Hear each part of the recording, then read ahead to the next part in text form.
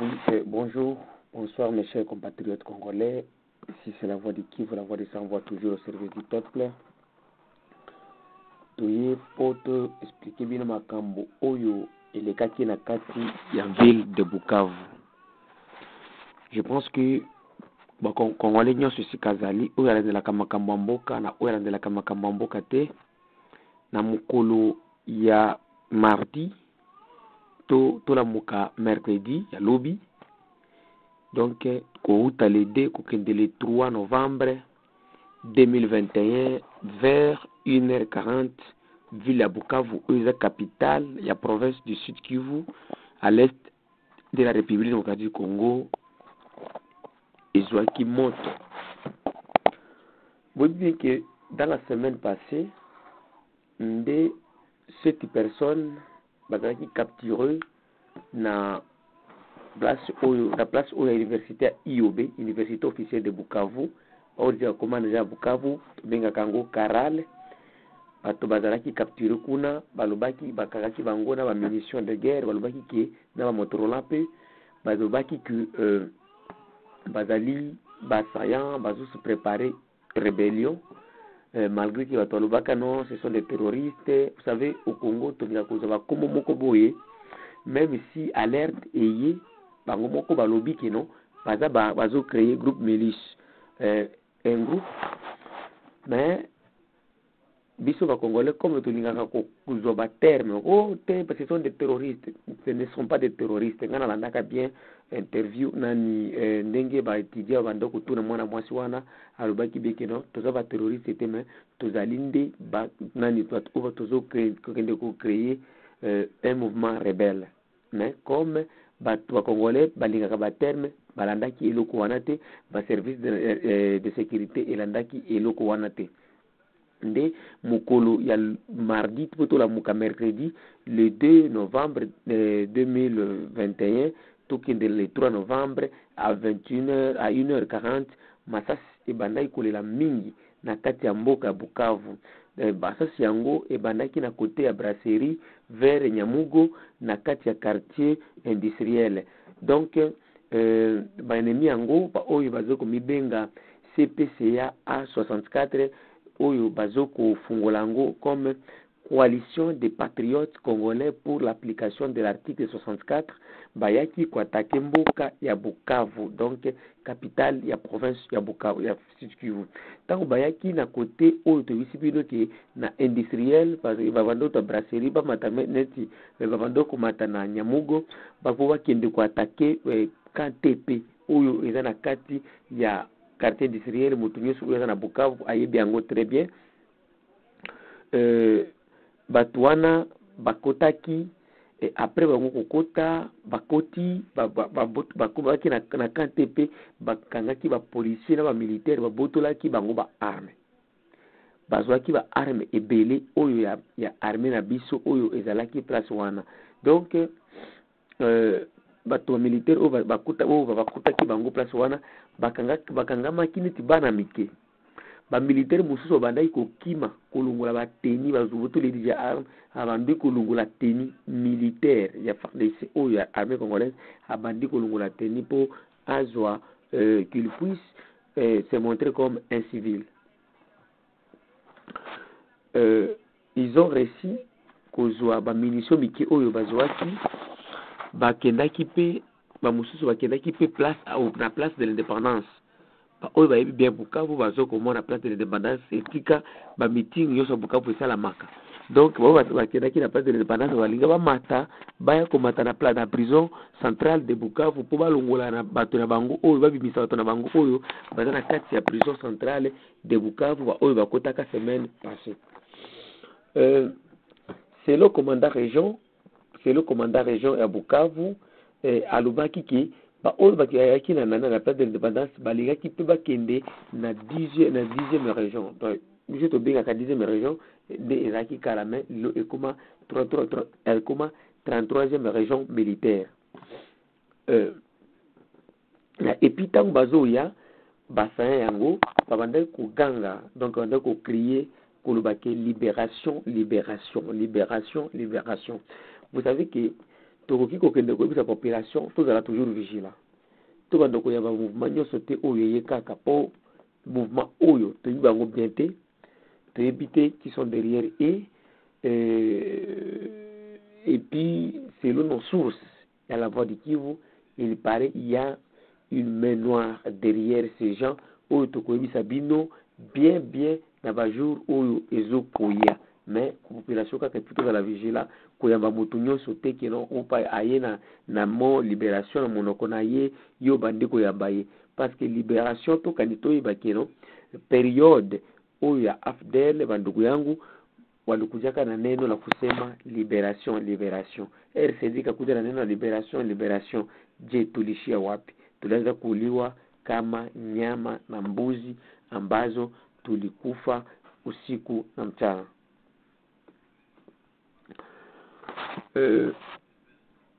Les rebelles, ces mêmes rebelles, ils ont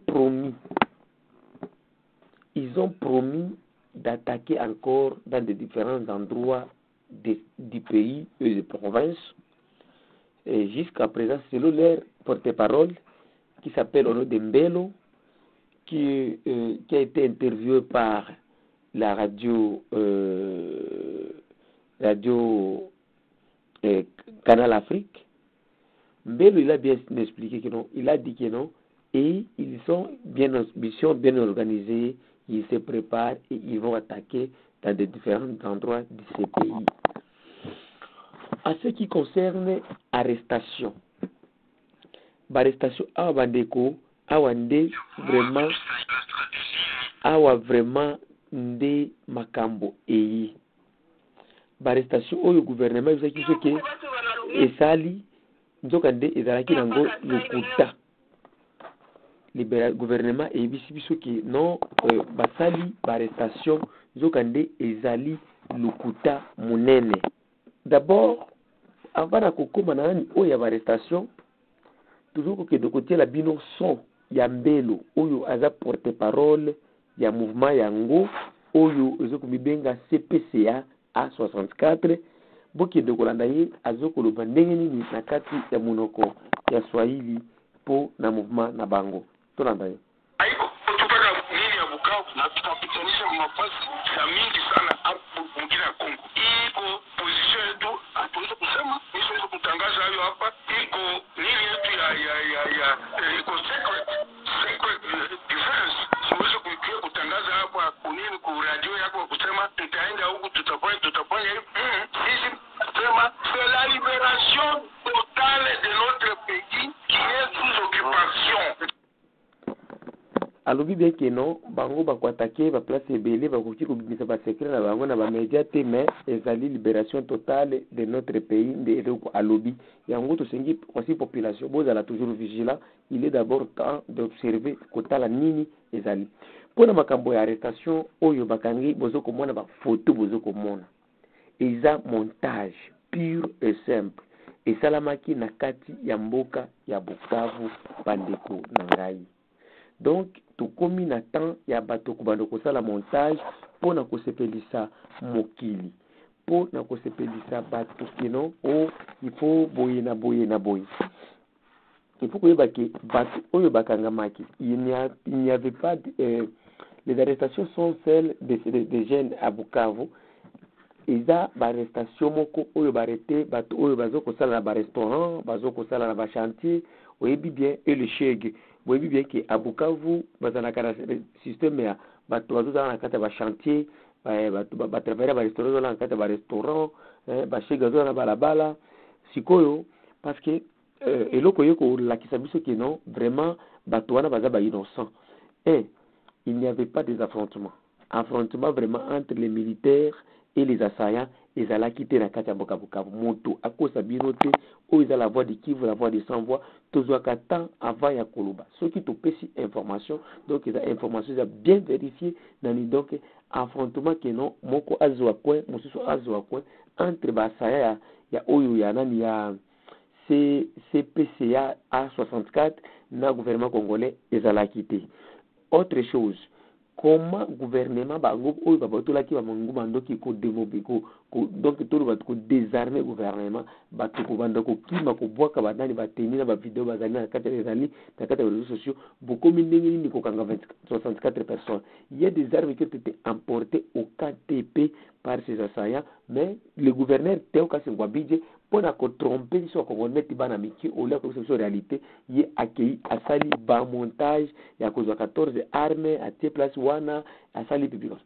La voix de Kivu tozwa ki journée mobimba ya lobby na journal lelo kotambola ko vérifier information na ba quartier ya Bukavu bato na biso bakota ki ba quartier ko pona ko étudier réel nani situation ezalaki ndenge nini eye kokuta ke ata place moko te donc oyo armée gouvernementale na ba asaya bazwa ki coin oyo azwa coin oyo pe azwa coin pona ko sala échange donc eza montage oyo ezalaki monté par le gouverneur Théo Kasengwabidje. Il n'y a pas des affrontements entre les rebelles. Il n'y avait pas des affrontements entre les rebelles et les assaillants. La population est biso. Les manifestations sont préparées par la population pour demander la libération de leurs enfants innocents qui ont été arrêtés hier par les groupes, par l'armée gouvernementale. Donc, pour le moment, Bandeko, population, ba mama, ba para, ya bana oyo bakangami, ba innocent, bazoko préparer manifestation, ya kosenga ki bana bango bafungola bango. Il y a même des problèmes. Donc, ata eloko mokote oyo elakisi, ata rebelle mokote oyo akangamaki, na oyo akufaki. Oyo asaya akufaki azalaki asaya oyo aibaki telefone na côté ya EDAP na kati ya Bukavu oyo bayebi EDAP bien nde tango aibaki telefone azui nani blessure tango bando amina yeba zuli webe maye bamoni bakomela omelande babetaki lisasi akufa po abimisa secrété nde asaya oyo moko akufaki meko lobakiro bakangi 36 asaya 14 armes je ne sais pas aussi blessés. Ce mensonge, ce sont des civils qui ont été tués par l'armée gouvernementale à Bukavu et il y a plus d'autres 20 qui ont été transférés dans des différents hôpitaux de la ville de Bukavu. Donc, et là, quand on a témoignage, il y a maman moko oyo azokoluba po na makambo oyo ya ba arrestation Bolanda. Bongo hakuna tarevele mwamwe balivana. Hakuna tarevele hata mwamwe balivana. Bakanja tarevele hata moko. Balikamata balikuwa na beba maiti ku morgue. Bazo babandoki na kati ya morgue. Bakanja wote bazaba. Wale basubuhi bakababana bana. Bakangi kamususu tongo. Bakanja hata moko. Muzalendo mumoya na ule muzalendo asaya moko ndo kufaki. Aliba telefone ya batu aibaki telefone ya batu na EDAP. Nde favorite banda kubeta masa. Nde baninga na iba bubaki. Donc bile vingine vitu vilikuwa sema ni vya bongo. Bolandi mama oyo alobi bien que non ata ezaki batu bazoki de ba morgue tongo nini nde nani ba armée ekangaki donc ezalaki nango lukuta pure et simple. Pona kukusukela epa mama wana pe to ki collectionner pe ba témoignage oyo bato bamoni pona kolobela makambo oyo ya ba arrestation et balobi ke bokende kolanda mutu oyo amonaki koma bazokolongola bana na kati ya bandako na bashege na bato na bajene na kati ya bashantier bazolaka na bashantier keno bango nde ba asaya oyo ya CPCA A64 bolanda ba témoignage ya bato eza na kati ya monoko ya Swahili mais bolanda ngo chantier na kwambi wanatosha petit 8 mshantier kwa tutu huko sale wanasema chantier qui va gastar hii chantier yako ndio iko naweka ba rebelle moriendo bomba ka ba rebelle petit huko buine balishusha bayaki kati balishusha mwao venye bali presenter balongoli bazana kati ya groupe wana kama una 200 francs ceux qui ont bon côté balobi ke yo ndio rebelle bakusikiza motari mwenye balishimamisha ba motari ndio watushushe kiba motari kutokea pale kumeri kubizana kuota na bila meri ndio ba motari aseme mtu shishi presenter ba motari ke motari na shi ndio balikamata na mota et nous que te capturer tokotaki na kata prison ndio bakaanza sema sasa tokotaki na prison wanda kule moto ni za nani ba motari ba moto oyo bana ba moto ile aventure wana gouverneur siwezi weza gisi ya kujua kidefendre.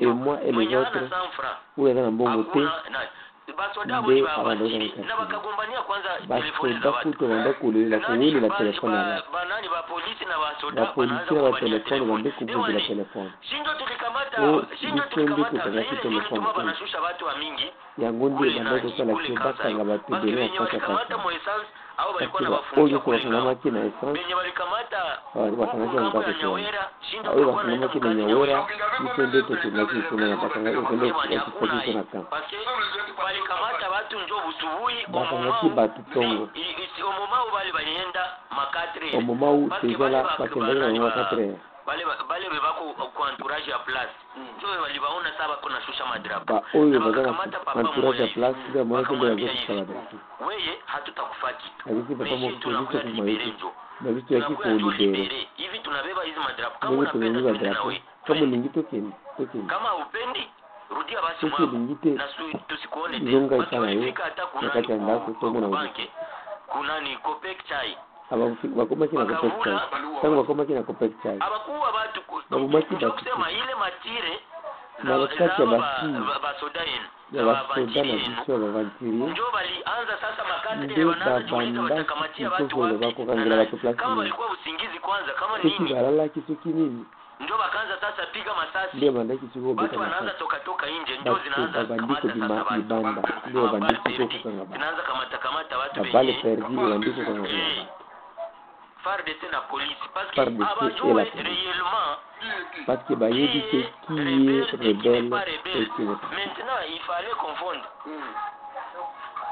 la kadrapo kao ka jaune rouge kale kadrapo ile sana narudia banamaliza niachilie 18h bana nikakutanisha ba policier na ba nani bako na gombania bakabauzia ile drapo na drapo bakangaki ba policier bazopika drapo na drapo ya rebelle bazopikanga tunalo ya kusema pali baulize bakamate bale oli batuna kubaka watu wana bila kusoma drapo kwa huko mwangu wapi bali bakamate bale balikuwa baluhuzia drapo baulize bataibeba wapi tena ndio drapo ya rebel banasema banaanza gombania kwanza frank nasikia banaanza gombania frank bali bakamate banaanza kisha bale bagra bakapanda lycée bale wenye bali bakapanda mwa ile kilima ya lycée bakaendana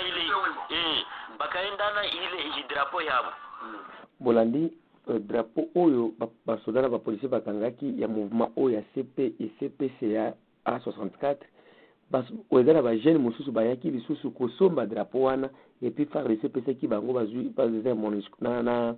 na police etiki de drapo wana bato wana bamemi yango siko il faut komitu na question bato wana bamemaki drapo wana wapi pourquoi ametekaki drapo wana donc bandeko makambo toye koyebisa bino lelo ezaki montage nde esalami na kati ya mboka Bukavu bakongoli tozala toujours vigilant tozala toujours uni mpona kocombattre balkanisation ya kati ya mboka mpona kokende kosilisa toza na alerte que le 25 il y aura quelques aussi bombardements dans des différentes villes ou bien cités de la République toyebite place nini mais exemple là oyo déjà va créer ya ko bombarder les 25 selo par service na biso oyo toujours information eza ya bino la voix de Kivu la voix de Sambwa toujours au service du peuple de tele toyo ko bongo la bino makambo oyo eleki na Bukavu distraction totale oyo gouverneur Théo Kasi Ngwabidje Kasi asali yena bato ya service na ye olia kopesa gouvernement central information ya sono olia kopesa population information ya sono ye alingika mwana ke azoko sala zoka te eloko ata moko te esalamaki mboka munene nete Bukavu capitale ya province esika oyo tozoko espérer que sécurité ya mboka ikoza la place wana soki bato oyo afizi uvira mwenga bazana kati ya sécurité donc Bukavu il faut bazana na kati ya sécurité mais to kamwendo quelques gens baye bakoti na kati ya Bukavu ba perturber situation kati ya mboka Bukavu et puis boko sala biso ba mentir ba photo na bato oyo ba innocent o bokangi kino et ce sont des rebelles ya mouvement oyo oyo tuko attaquer Bukavu vraiment eza soni makasi ceux qui au ligne ont contacté biso au qui ont contacté biso dans la voie de Kivu 45@gmail.com ou bien adresse téléphone à biso à prise 43 85 88 08 330. Nous sommes toujours là au service du peuple congolais parce que nous sommes des Congolais et nous luttons pour la libération de ces pays. Merci.